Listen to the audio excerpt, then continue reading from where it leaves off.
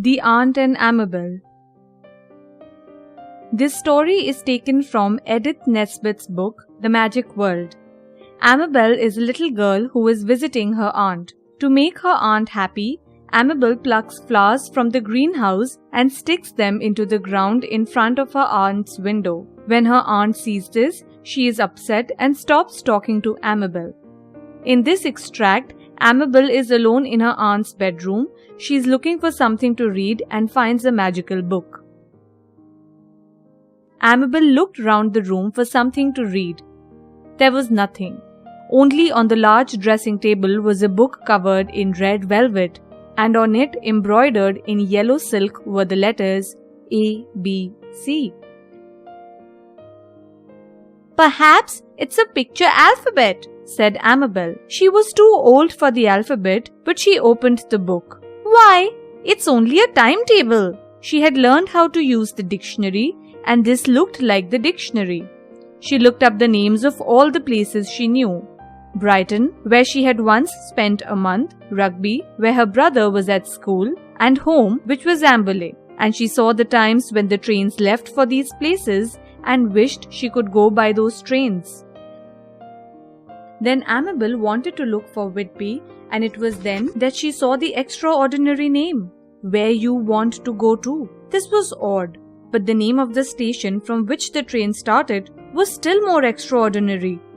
It was Big Wardrobe in Spare Room, and below this name, Amabel read in small letters, "Trains leave Big Wardrobe in Spare Room all the time." And under that, in still smaller letters, "You had better go now." Amabel went straight to the big wardrobe and turned its glass handle.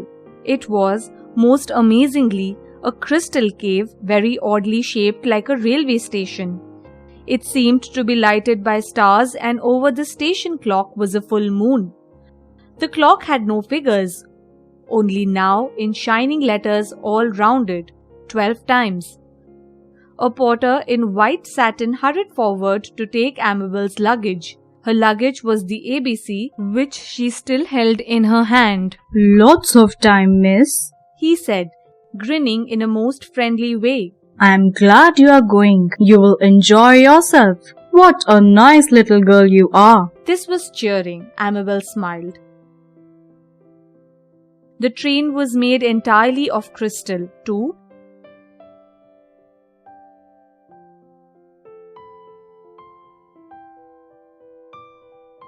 and the cushions were of white satin.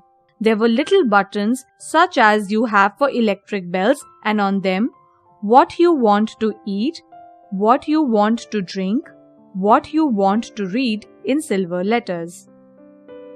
Amabel pressed all the buttons at once, and instantly she saw on the cushion by her side a silver tray with vanilla ice, boiled chicken and white sauce, almonds, peppermint cream, and mashed potato, and a tall glass of lemonade.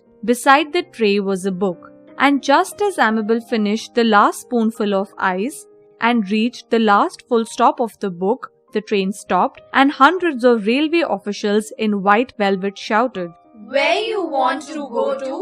Get off here!" A smiling porter opened the door. "Now, come on out, Miss Amabel, unless you want to go to where you don't want to go to." She hurried out onto the platform and saw ahead of her a crowd. "What's all that?" she asked the friendly porter. "It's the mayor, dear Miss Amabel." The mayor bowed low to her and said, "Welcome, dear Amabel. We know you meant to please your aunt. It's not your fault that you didn't know you should ask permission before you touch other people's things." "Oh, but," said Amabel, quite confused, "I did." But a band started to play and drowned her words. The instruments of the band were all of silver, and the bandsman's clothes of white leather. There was a flower show and a concert. There was also a grand dinner with thousands of guests in Amabel's honor. Soon the shout went up, "Speech, speech, speech, speech!" Amabel began. "Ladies and gentlemen, I don't want to make a speech.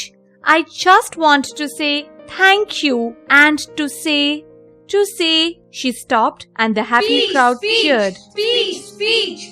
To say, she went on as the cheers died down, that I should have thought, but I did want to please Auntie. It's all so mixed.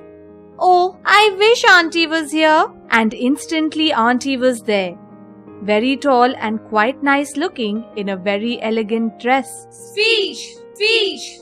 Cried the crowd. Speech from Auntie. Speech from Auntie stood beside Amabel and said, I think perhaps I was hasty, and I think Amabel meant to please me.